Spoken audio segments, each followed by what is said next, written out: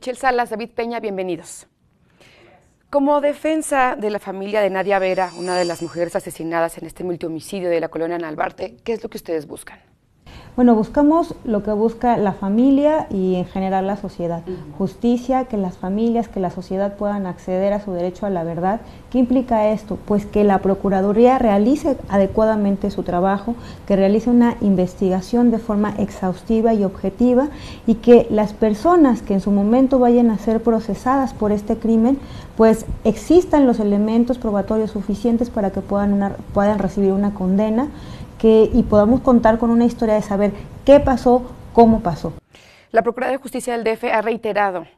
en varias ocasiones que todas las líneas de investigación están abiertas, incluidas, el trabajo tanto de Rubén Espinosa, el fotoperiodista, como de Nadia, que sabíamos que venían de Veracruz, que habían recibido amenazas, que así lo habían expresado públicamente, que lo habían dicho en entrevistas y que estaban aquí en el DF porque habían huido de eso. ¿Qué opinas de cómo se ha llevado la investigación desde este ángulo, David?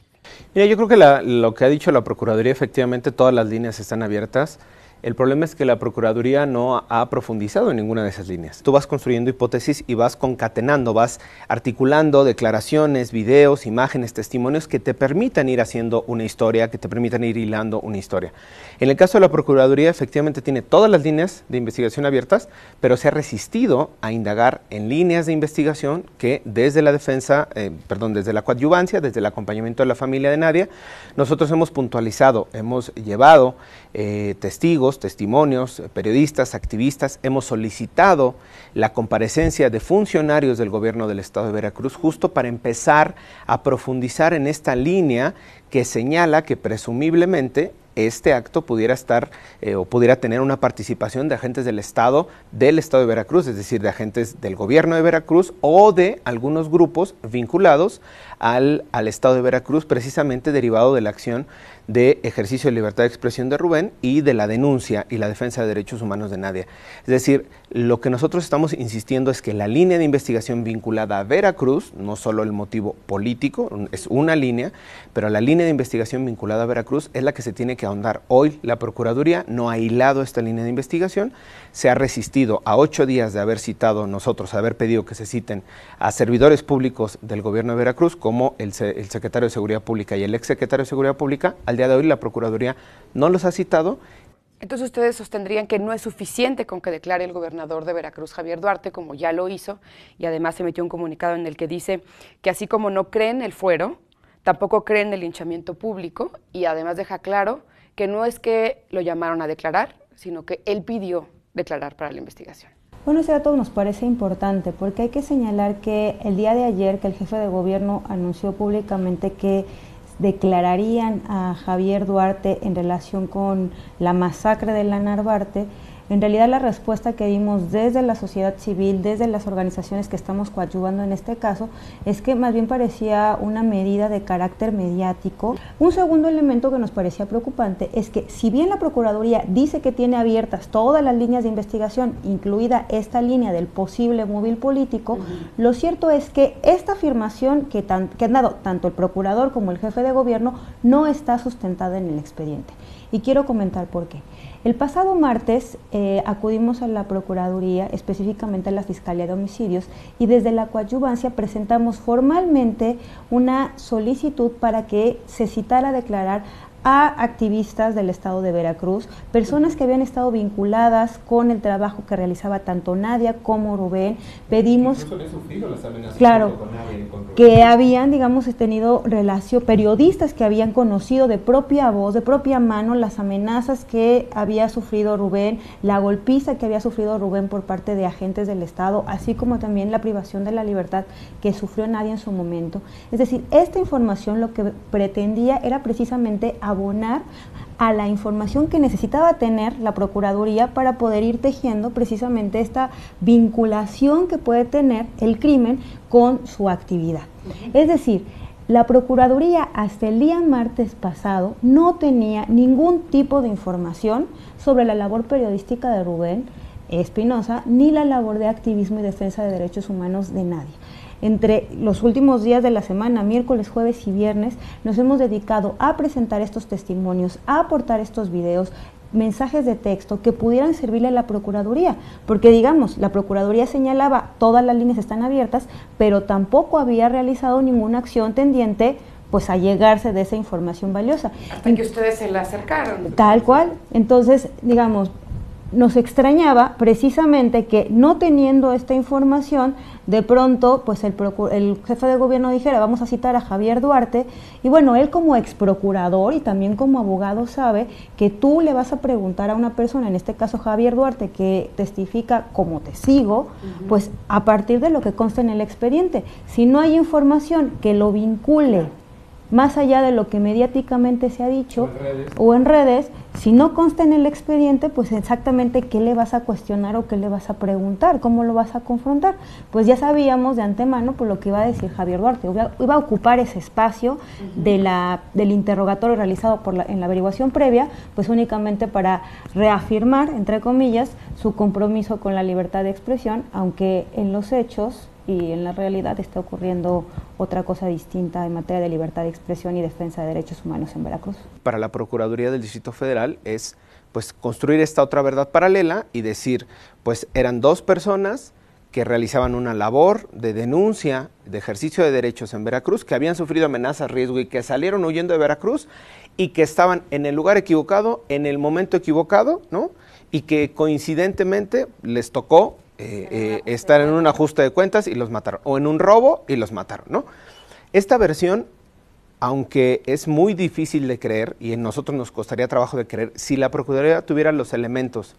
si nos presentara todos los elementos, si integrara los elementos en el expediente, si no hubiera dudas, si no hubiera inconsistencias, pues nosotros tendríamos que aceptarlo y reconocer que esa es la verdad y esos fueron los hechos. Sí, no es que se quiera imponer una verdad, pero es que se tienen que descartar todas las posibilidades para llegar a lo que sucedió realmente. Claro, lo que nosotros estamos diciendo, nosotros no estamos señalando de es político, no. A ver, hay una línea que te vincula a grupos en Veracruz, hay que investigarla, ¿no? Aún suponiendo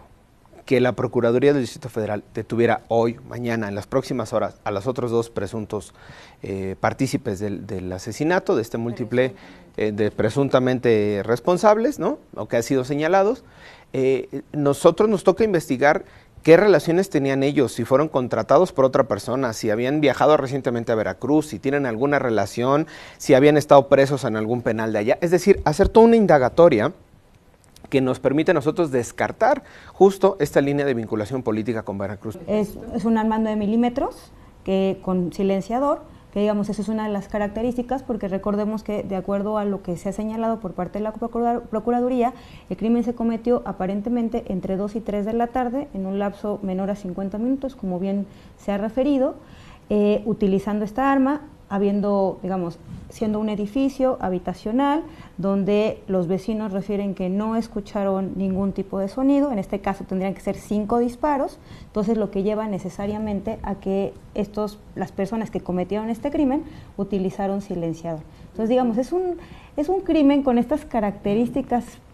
pues particulares, es decir, parece ser un caso de robo común, pero por otro lado, pues parecen ser muy profesionales en el sentido de la forma en que atan a las víctimas, en la forma en que las lesionan, las violentan y posteriormente también las ejecutan, que también ese es un elemento, y por supuesto pues el tipo de arma que utilizan. ¿Qué otra cosa les llama la atención ustedes como el acompañamiento legal de la familia de Nadia? ¿Han tenido acceso al expediente? Me han comentado ahorita algunas de las cosas que les han particularmente preocupado. ¿Qué más les llama la atención de lo que han podido acceder?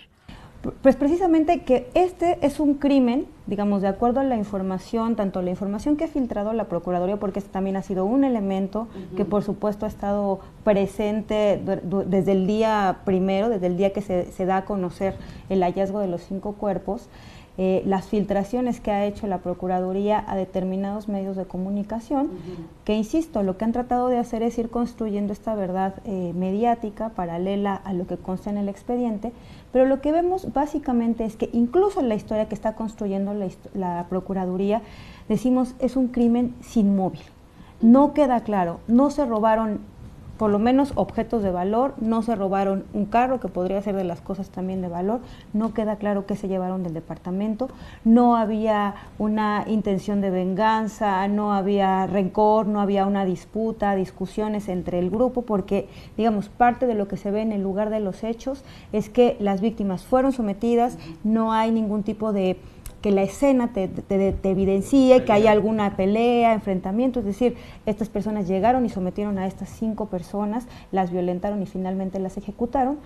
Y bueno, de estos elementos, aunque la Procuraduría ha presentado y ha señalado que hay 3 personas presuntamente como las responsables, una ya detenida, que además visiblemente golpeada del rostro, y en el expediente consta también que tiene otro tipo de lesiones, eso también, por supuesto, que llama la atención. Es decir, en este momento no podemos decir que la Procuraduría tenga una motivación, un móvil ni una narrativa clara de qué pasó y cómo pasó. Incluso creyendo esta hipótesis de la Procuraduría, nosotros nos saltaba un dato de la persona que fue identificada y que fue detenida, pues dejó sus huellas en el lugar de los hechos, así fue identificada, pero además fue detenida en su casa. O sea, es decir, la dirección que ya tenía la Procuraduría con un ingreso de hace 10 años al reclusorio, él, después de cometer esta atrocidad de crimen, regresó a su casa y se quedó por varios días, dormía en su casa, hacía sus tareas normales, ¿no? Entonces, por lo pronto, su trabajo consistirá, como abogados, en estar dando un seguimiento muy puntual a los avances en la investigación. ¿Y qué más sigue para ustedes? Y aportando elementos, eso, digamos, eso ha sido parte, digamos, de la misión que investigar también. Sí, realmente desde el día domingo, digamos, posterior a los hechos, donde acompañamos a la familia de Nadia precisamente a hacer sus primeras declaraciones, se aportó estas primeras líneas importantes de antecedentes de violencia, de hostigamiento que había sufrido en este caso Nadia, y se hace referencia por supuesto a Rubén, ya que ambos tenían una relación de amistad muy cercana. Pero además, desde los primeros días empezamos a solicitarle al Ministerio Público, porque es la autoridad, en realidad quien tiene que realizar las declaraciones, solicitar información, pero sí hemos tenido una coadyuvancia activa en ese sentido. Hemos también hecho la documentación con este grupo de activistas, de periodistas con el que trabajaba tanto Nadia como Rubén, para ir haciendo la reconstrucción de esta historia. Nos parece importante no solamente saber qué ocurrió, cómo ocurrió ese día 31 de julio, sino también qué había pasado los días anteriores, qué ha pasado después. Precisamente este grupo de activistas que ha presentado ya su testimonio en la Procuraduría y que nos ha ido ayudando a aportarle elementos para la construcción de esta línea del posible móvil político,